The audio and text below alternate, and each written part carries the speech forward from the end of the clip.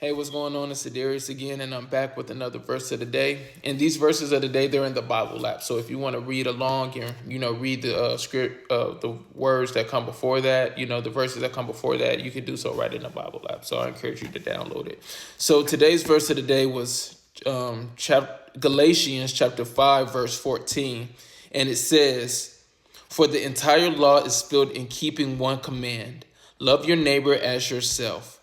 Okay, so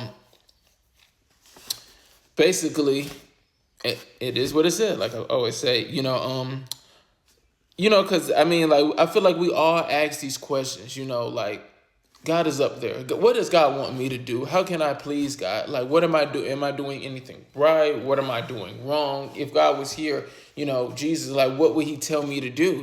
Like, I know Jesus, he was alive back then, and those people were all blessed to get to walk with him and everything. Like, he was there with them. But, but what am I to do?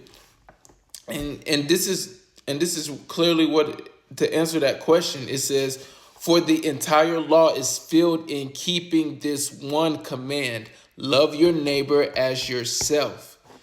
And God wants us to love others like how we love ourselves, like how we treat ourselves, you know what I'm saying? So we take care of our bodies, we eat, we bathe ourselves, clean ourselves, we have money, you know what I'm saying? How God has blessed us. Maybe your neighbor is, you see your neighbor, and your neighbor is anybody on this earth that are in need of help. And if you have, resources and things that could meet their needs, you would operate in love and help them. If you have God in your heart, if you have the love of God within you, you would see somebody and you would help them.